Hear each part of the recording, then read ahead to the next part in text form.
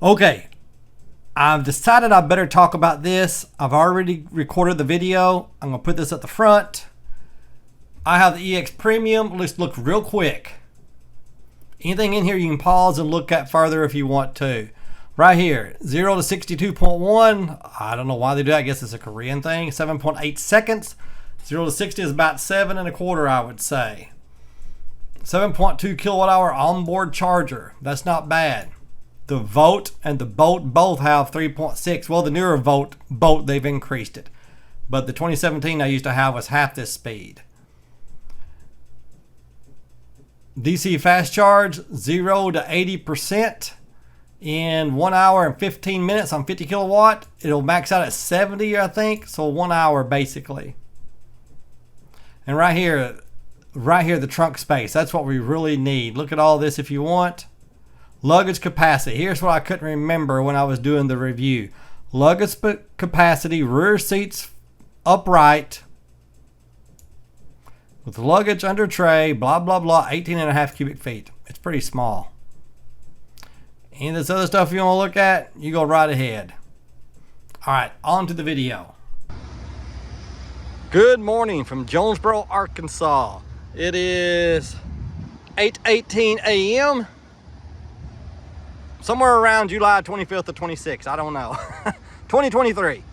And today I'm going to be doing a review of the Kia Niro EV EX Premium.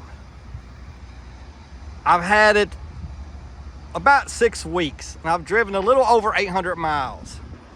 And right off the bat, I just had somebody ask me if it was full electric. When I got this, I thought it'd be very rare that somebody realized it was electric, but people pointed out to me quite often. One person noticed because they noticed it didn't have a grill, and that confused them. They started looking and realized it's electric. I think some other people just happened to notice that plug right there.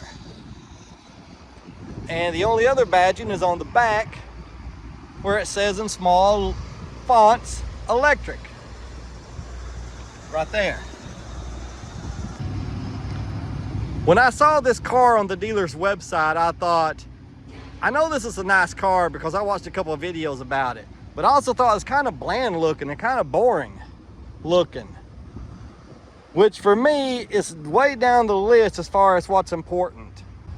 I've always said that an ugly car or an average looking car is never a positive, but it's not necessarily a negative. That's because there's more important things to me. But looking at it in person, this is a nice looking car. No way it's ugly, and it's just a nice looking car, I think. I like these little blue, I think they're blue, I'm colorblind. These little blue accents you see along here. And even for factory rims, those aren't bad. Look at that, it looks really nice. I like the way this looks. One thing I don't like is if the car is locked, you can't pop this open. A lot of people will think that's a positive. I view it as a negative. You also can't unplug it if the doors are locked, which I certainly don't like. I know why it's there, so if you're out in public, nobody can unplug your car. But I do on my charging at home, or at least 95% of it.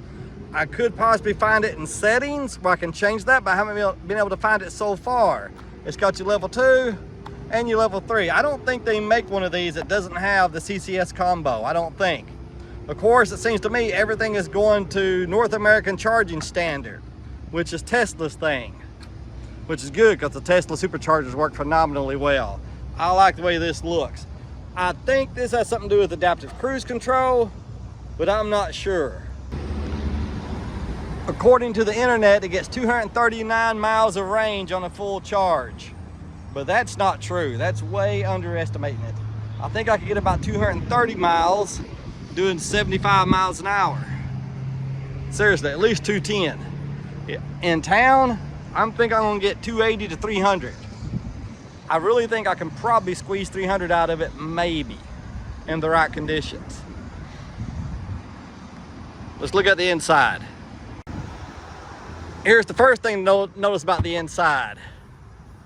Now, I never concerned myself with the wheelchair not fitting in this car. It never crossed my mind.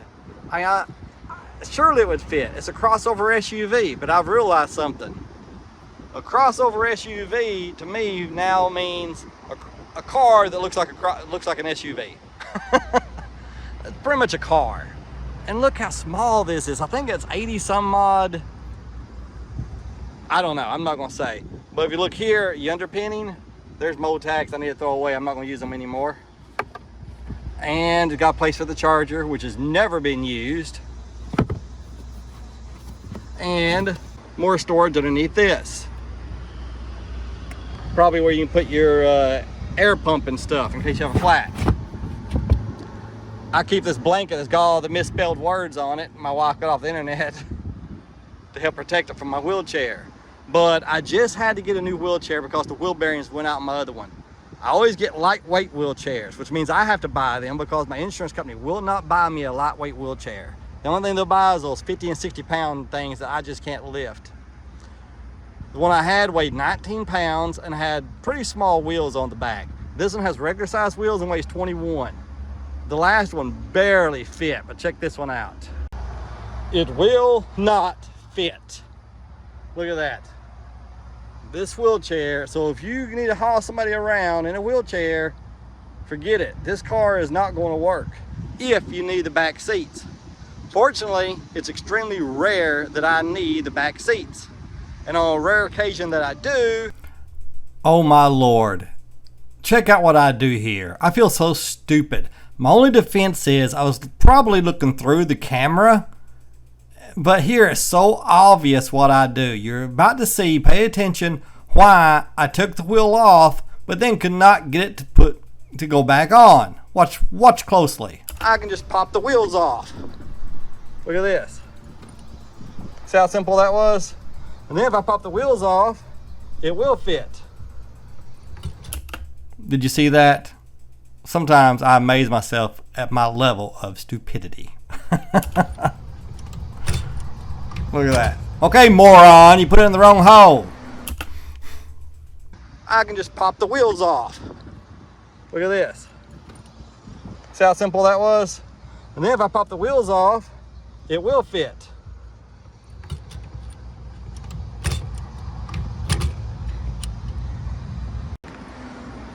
Or at least I think I could get it to fit. Being here by myself, I'm not gonna try because it took me forever to get that wheel back on. I'm not sure why it's supposed to snap on and off easily. I'm not gonna try it here by myself. I may wind up getting stuck here. But I have to fold the seats down.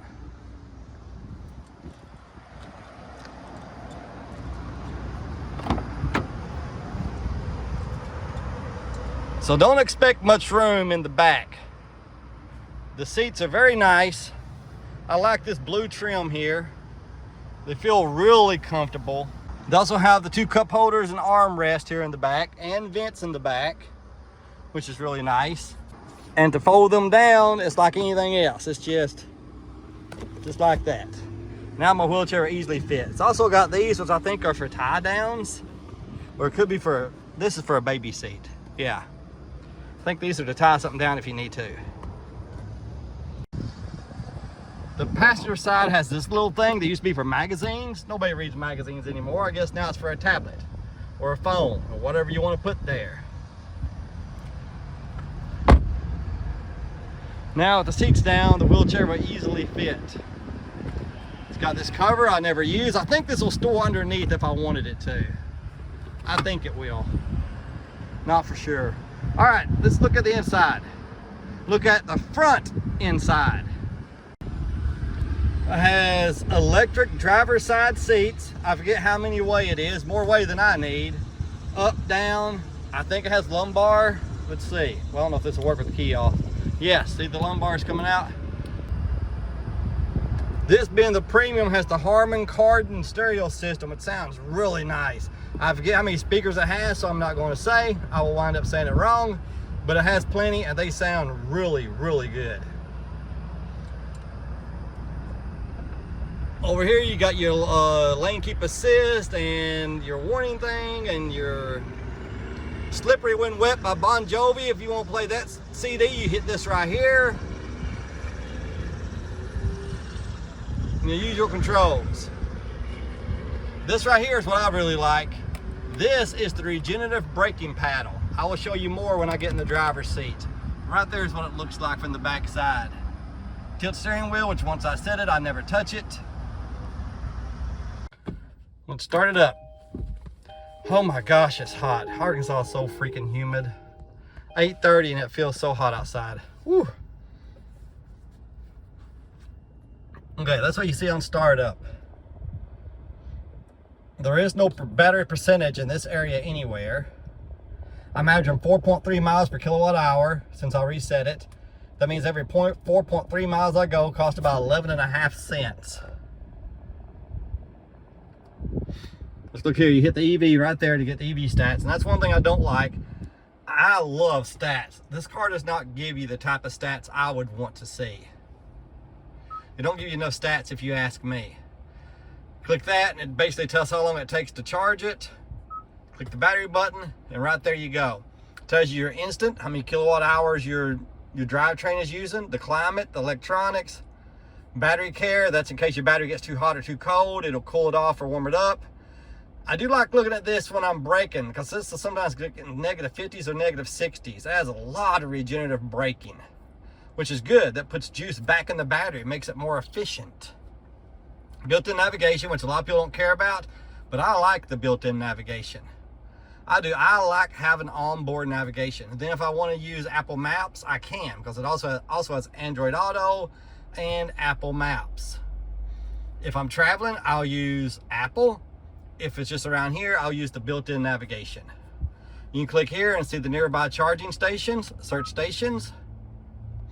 The gas card looks for gas stations. This looks for charging stations. That's I think it's a daycare. They offer free charging on weekends when they're closed. They have electric cars, company cars. The Hilton, you have to be eating at their restaurant to use it. Central Nissan, and then Paragould, and you click here and go to any of these places if you want to. And I love this big screen. It looks really nice. You can click here and you can scroll through another map. The radio is off right now, or it would show, there's your weather. Battery, 77%, 219 miles. That's only 20 miles less than promised from the factory, and it's only basically 3/4 full. Wireless charging, which the one time I used it, when I picked my phone up, it felt extremely hot. So I'm not sure I like it. I usually just keep this turned off for now. And I don't know. I don't like my phone being that hot. It's a good place to store it though. I do like this. If you put your phone in here, if this is on, I need to test it to see if it does it and if it's turned off. Once you shut the car off, it says right there, hey you moron, you're leaving your phone behind. And because I always leave my phone in the car if I put it somewhere. I never can remember. Also, I like this for the people out there that sit there at red lights and looking on your phone and then not paying attention, watching it when it turns green. When it does turn green and the car in front of you takes off, but you're still looking at your stupid phone, then a little thing will pop up that says the lead vehicle ahead of you is left, so get moving, freak. Pretty much what it says. And it'll beep, beep, beep, beep to let you know to get off your damn phone and drive your car. That's a pet peeve of mine. But anyway, you have all your usual control. I like physical buttons. The Tesla is awesome with the big screen, and I would like it better if I used it, but I actually like physical buttons. I do. I just think it's so much easier. But the one screen, no button thing sure looks a lot nicer. I like this. You can do driver only. This vent won't work, that vent won't work, only these do, which I really like, except I wish it was set up in the software where if somebody sits in the seat, it turns it off, because all the time my wife gets in it, and then down the road we realize she's not getting any air, so I have to turn it off. But I do like that. USB, this is actually USB-C, I think, for iPhone. I think, I may be wrong. USB in case you want to use Apple CarPlay, Android Auto, and then the old cigarette lighter, as we used to call it. Now it's for whatever. It's got auto hold, which is phenomenal. That means at a red light, you can stop. If you hit this button, when you stop, it'll hold the car still. You don't have to hold your foot on the brake, which is excellent for long red lights and traffic jams. I have realized though, you have to hit the brake. Yeah, and when you stop, you have to be stopped for a full second, it seems like. If not, it'll start rolling. So make sure you're ready to hit the brake. Don't depend on this too much. If you stop at a red light, don't get too close to the car. When you let off, if you stay there a full second, it should be fine. If it starts rolling, be ready to hit that brake again. Ventilated seats. Oh man, I like these. These are nice. I really like the ventilated seats in the EX Premium. Also got heated seats. So you can actually, if you put I can actually feel the air coming up on my hand. The cool air. It also works on the back. So, you know, on a hot day, you won't be quite as sweaty. I think this is parking sensors. Drive mode, right there you have Sport, Eco, and Normal. I usually leave it in Normal, and you can go into settings and you can set up how you want this. Like if you wanted, you could have where Eco, the air conditioner, doesn't quite work as well. I know it's not the word I'm looking for, but that's what I'm going to use because I can't think of anything else. The air conditioner isn't quite as powerful, I think. You know, but I have that turned off. I want the air conditioner to always work the way it's supposed to. Eco, Normal, and Sport, and there are some options and settings, like for instance how much regenerative braking you want in each mode, which is really nice. I keep mine in Normal. This right here, if you want an extra cubby, if you don't need cup holders, there you go. Push those out of the way. Look at that. But then if you need the cup holder, look at that. And you can kind of have half and half. I can have something else here if I wanted to, if I only need one cup holder. I could even do that. Whatevs. And here you got your standard, very small cubby hole. Very small. I put some music on this, stuck it in the USB port. This is just a flash drive. Stuck it in the USB port, hoping I could play music, and it never would recognize it. So, can't do that. Not with mine anyway. Maybe I could with a different flash drive. That one's pretty old. Steering wheel. Right here, you can cycle through all the different options. Like that right there, and then you like that, and then up and down, the attention level. As you drive more and more, that's going to go down and tell you you need to take a break. Tire pressure, drive to display, okay, fine. Driver, here's all the settings, and then you've got this. This is since I started driving this morning, 2 miles, 3.1 miles per kilowatt hour. 96% economical, 4% normal, 0% aggressive. Energy flow. So whatever you want to look at. But again, it don't have enough stats to satisfy me, but most cars wouldn't. This is for your lane keep assist. I'm gonna hit this button, see what happens. Well, maybe you have to have cruise control set, but it sets the distance between you and the car ahead of you. Basically, it's what it does. So however you feel comfortable. All in all, I think this is a great car. I really, really like this car. And I got it for a bargain from a dealer for $26,000 with only 15,000 miles on it. 2021. I have found them 2020s EX, not EX Premium. The EX version, 2020s, a year older, plus not as many features, and you know, for about the same price, $26,000 to $27,000. The EX Premiums I found are around $30,000. That doesn't mean you couldn't talk the dealer down if he's ready to get rid of it. According to Carfax, which I'm not sure that means anything, according to Carfax, this car was about $8,000 below retail value. The guy I bought it from, after I had it about a week, I sent him a message and I said, man, this car is phenomenal. I love this car. It's a shame that more people don't know about it. And he replied, I agree. I thought it was a fantastic car, but unfortunately the market didn't see it that way. I don't know why nobody bought this car. He kept dropping the price, kept dropping the price. I can't understand why nobody bought it. I really don't know. I think this car was a freaking bargain. And it's just a very, very nice car. Especially considering I can get 280 miles in town without even trying in the summer and non-winter. You know, especially considering on the highway doing 70 to 75, I can get 200 miles pretty easy, I think, on a normal day. Of course, rain, cold weather, anything like that, a headwind, it's going to affect it, but normal conditions. One more thing, then we'll take the car for a drive. It's got the sunroof, which I don't hardly ever use. I noticed that when it makes a strange noise unless you want to crack the windows. A strange buffering noise. But then when you get to about 46, 47, it goes away. Then you slow back down and it comes back. It's kind of irritating. On a nice day, if you're going to keep it above 45, 46 miles an hour, it's fine. If not, you're going to have to crack your windows. Okay? All right, now we're going to go for a drive. And I want to focus on this regenerative braking. That's what I was talking about earlier. This paddle, look at this. Let me put it in drive. That way you'll think I want to go somewhere.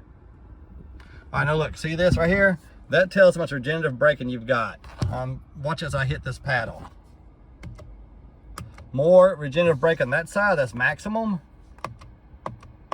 And that's pretty much turned off. It's gonna drive like a gas vehicle now as far as stopping goes. This is the way my wife would like it, seriously. But I've also learned, taking about a week and a half owning this car, you can come to complete stop with this button right here. You just hold it down and it'll come to a complete stop. And then when you let go, it'll stay still even if you don't have the auto hold button punched. Let's turn the auto hold off. Okay. Auto hold is off now. Now when I stop, I'm gonna do this. It's gonna come to a complete stop. Let me show you. Just go a little bit. Look at that. Well, you know it's not doing it. It's already done it before. Oh, I think I had to have my seatbelt on. That's right. If you don't have your seatbelt on, it don't work. All right, let's go for a drive. My seatbelt's on now. We'll go up here. See how quiet these electric cars are. Now there's nobody around and I want to stop. Look at that. I'm gonna hit this paddle.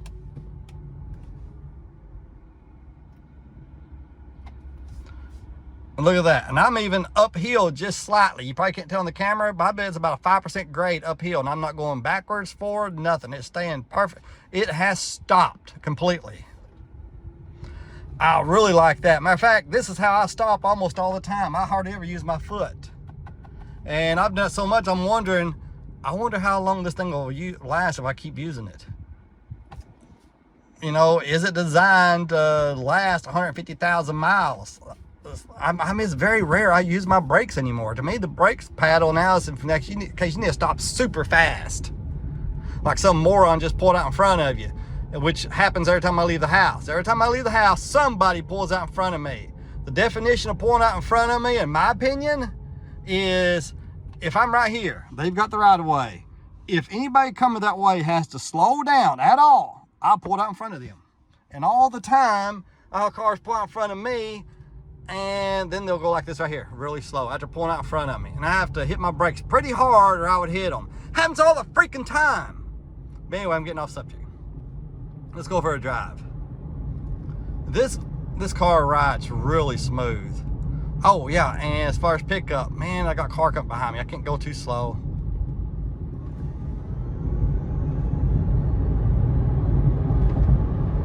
Oh, a Chevy Bolt in the wild, electric car. Then I'm stopping.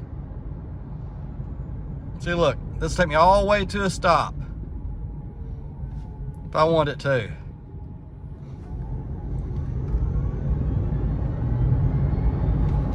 I should have put it in sport mode. And slowing down again.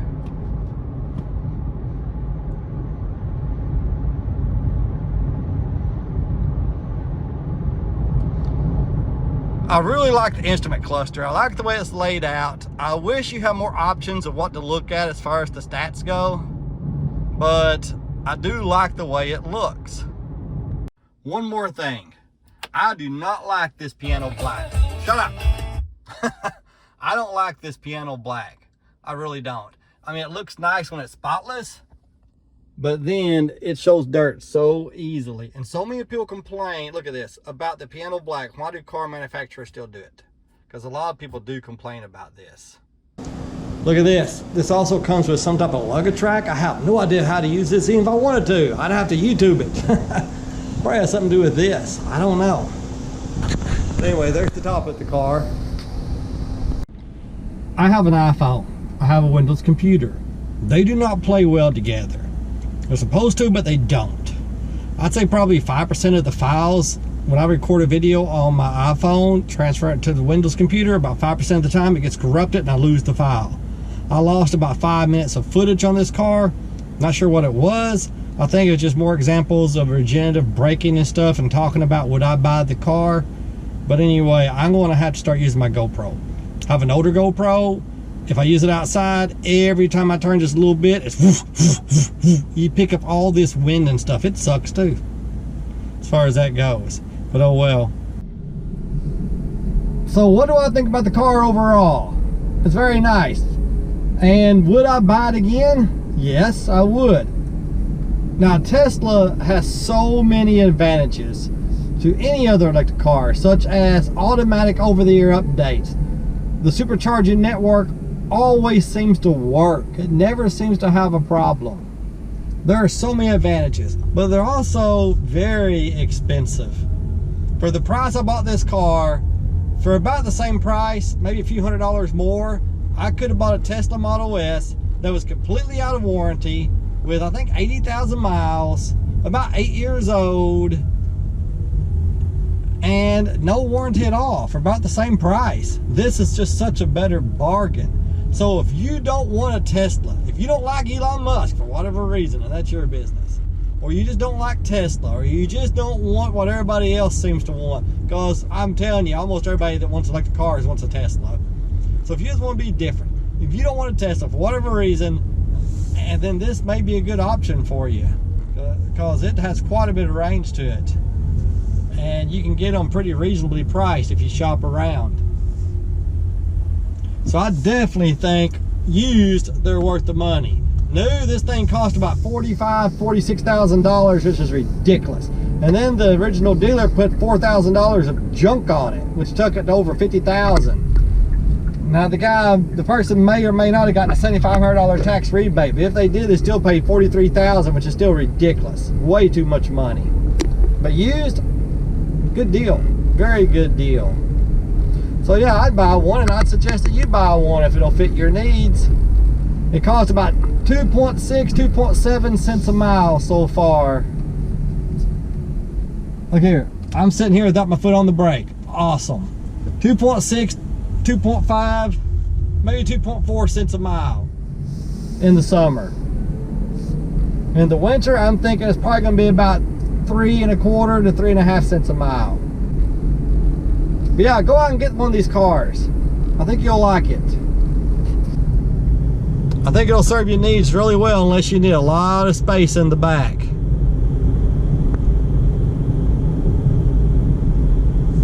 Be sure and comment below what you think about it. You think it sucks? You think I'm a dumbass for driving an electric car? If you, go ahead and let me know. I don't care. You know, the one thing about me is I don't care what other people think about what I drive. If I cared what other people thought about my vehicle choices, I would have never bought an electric car. Especially, you know, I've been driving them for 5 years. 5 years ago in Arkansas, you just didn't do it. Unless you want to be mocked and made fun of and laughed at. I got plenty of that. You think I gave a crap? I wouldn't give 2 hairs off my left nut. I wouldn't give 2 hairs off any part of my body to make those people happy. I just wouldn't care. But Jonesboro High School football team getting a new stadium, boy, I hope that don't cost me anything in property tax. Ugh. Okay, watch this. Cell phone is down there in the wireless charger. I'm gonna shut it off and watch what signal I get. Right there. Watch what happens.